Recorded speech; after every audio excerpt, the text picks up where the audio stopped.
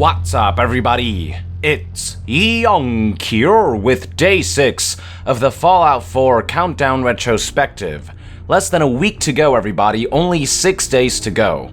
For today's Countdown Retrospective, I would like to take you back to the fated day when Fallout fans would finally get the Fallout 4 announcement that they have been waiting what seemed like an eternity for.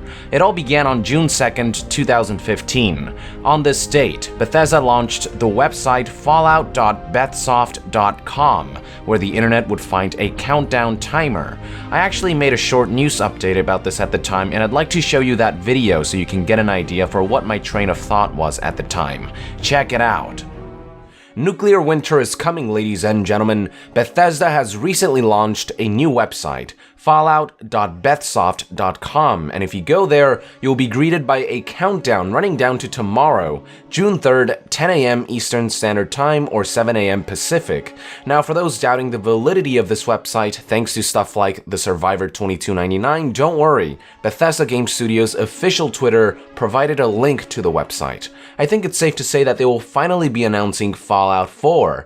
Now, I wouldn't expect anything beyond a teaser. Bethesda, the publisher, is hosting its own press conference for E3 2015, so I'm sure they'll save most of the content they plan to unveil for Fallout 4 until then.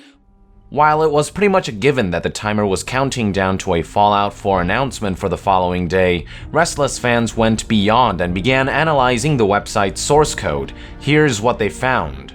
As many of you may know by now, Bethesda Game Studios has launched a new website that greets people with a countdown to tomorrow, June 3rd, 10 a.m. Eastern Standard Time, or 7 a.m. Pacific. I think there is little doubt at this point that it's counting down to a Fallout 4 announcement.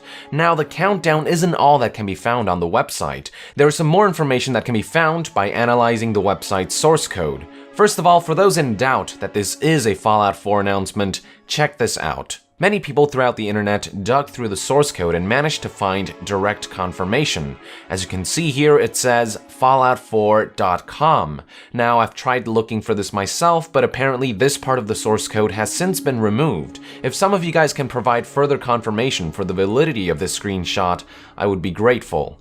Now, one thing that I could find was confirmation for the platforms in which Fallout 4 will be released. A lot of people seem to think that the game will be released on both current-gen and next-gen consoles, because signs of Xbox 360, PlayStation 3, Xbox One, PlayStation 4, and Steam or PC can be found on the website's source code. But one NeoGAF user took a closer look and noticed that there is a section of the code labeled pre-order, and in that section it only lists current-gen consoles and PC.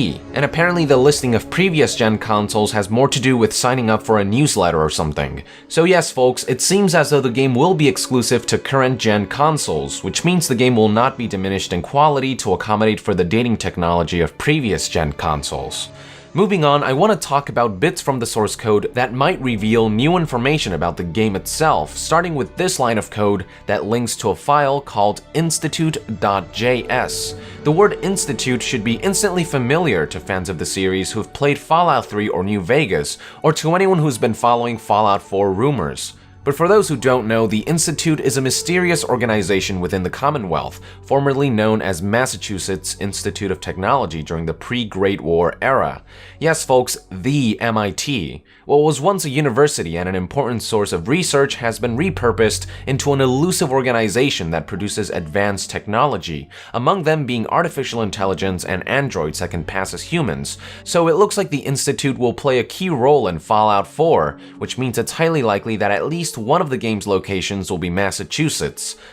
So at this point, it was pretty much confirmed that the timer was indeed counting down to a Fallout 4 announcement, and that the game would be exclusive to current-gen consoles, and thus concluded the hype of June 2nd, 2015 that would lead to the following day, June 3rd, the day that Fallout 4 would finally be announced. Now, what's funny is that the official Fallout 4 website briefly went live by accident a few hours prior to the countdown timer hitting 0, revealing Fallout 4's box art, confirming that the game would be exclusive to current-gen consoles, and showing a piece of artwork as well as an in-game screenshot, all a few hours earlier than expected.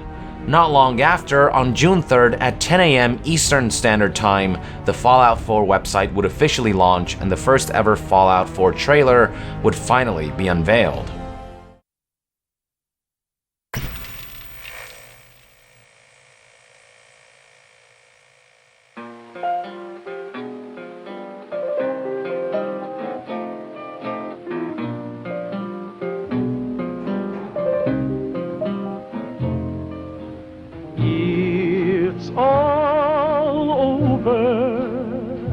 But the cry,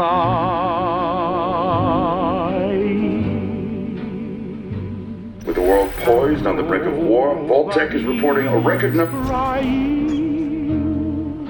But me, Folks, it seems we've got some breaking news. Stand by. it's all over. No, I'm trying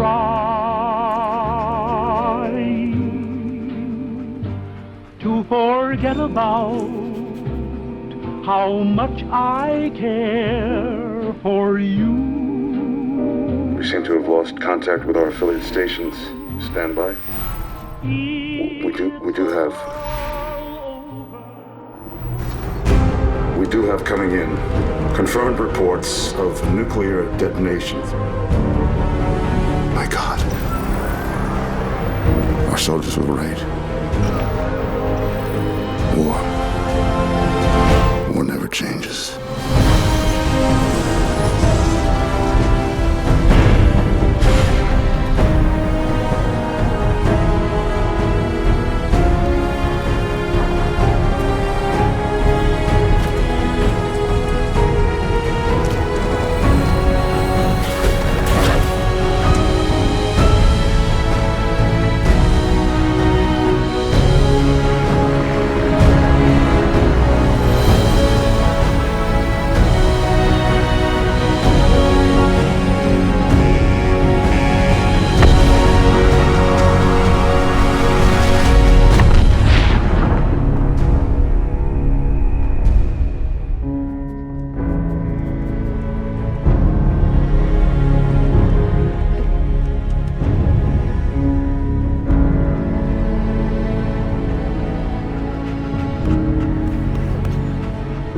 Let's go, pal.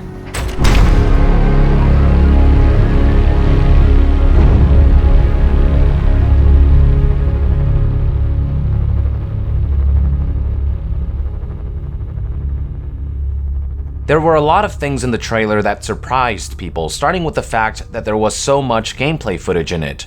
I think everyone was just expecting a CGI cinematic teaser trailer of sorts, especially after the leak regarding artists from Miranda Studios having worked on a cinematic trailer for Fallout 4, but instead we got a full-fledged gameplay trailer. Right off the bat, I and many others were taken aback by just how bright everything was, and not just the pre-war stuff, mind you, but also the post-Great War era stuff. It was this very unexpected, lush post-apocalyptic world. As I recall, for the most part, people welcomed this visual style with open arms, as the green tint found in Fallout 3 was a little too drab for some. Now, while many enjoyed the visual style, there were also those who were concerned about the game's graphics. They just didn't look as good as they expected. I think a big part of it had to do with the fact that YouTube compresses videos, which made certain textures look blurry and muddy, but many did agree that Fallout 4's lighting and animations were a vast improvement over Fallout 3's. One last thing we learned from the trailer is that Kotaku's leaked casting scripts and information were indeed legit. The trailer confirmed Boston as the setting, which Kotaku's article stated. It featured gameplay footage of the pre-war era, as well as footage showing a husband, wife, and child, which were all referenced by Kotaku's casting scripts. It confirmed that the game's protagonist would indeed be voiced, as hinted at by one of Kotaku's leaked scripts, but most important of all, the trailer's husband exactly matched the image of the player character featured in the casting scripts. There was no doubt about it. Kotaku's leaked Fallout 4 information was 100% authentic, which meant that we already had a lot of hints regarding some aspects of Fallout 4's story. For example, one of the casting scripts suggested that we would meet a character by the name of Preston Garvey,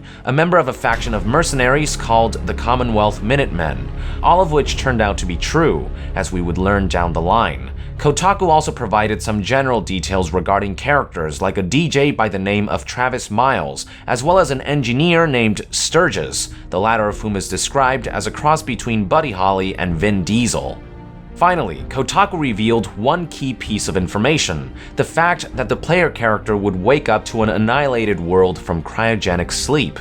Based on the information we know now regarding how the protagonist wakes up 200 years after the nuclear explosions, cryogenic sleep sure makes a whole lot of sense. One last surprise from the Fallout 4 announcement trailer was the return of Ron Perlman. War never changes. When asked in a Reddit AMA session that took place on April 5th, 2014 if he was involved in a video game, he replied that he didn't have any video games on the horizon right now, which led many to believe that he would not be reprising his role as the narrator that utters the iconic line, "War never changes," especially since by then, Kotaku had leaked the casting scripts, which showed the player character saying the line instead. But as it turns out, Ron Perlman was lying to keep a secret, so hearing his voice in the trailer came as a very pleasant surprise for Fallout fans. And just like that, with a combination of a countdown timer and an awesome gameplay trailer, Fallout 4 was revealed to the public for the very first time, generating hype unlike anything ever seen in the world of gaming. This hype would carry on further onto E3 2015, when Bethesda Game Studios would flex their muscles and leave gamers all over the world awestruck with excitement. But that's a story for another day. With that, I would like to end Day 6 of the Fallout 4 Countdown Retrospective. Thank you for tuning in. Let us know in the comments below what your train of thought was when Bethesda announced that they would be hosting their first ever E3 press conference, and if you believed Fallout 4 would be announced. And to be further updated on Fallout 4, stay tuned right here on Young Yeah. I'll see you guys next time. Young out.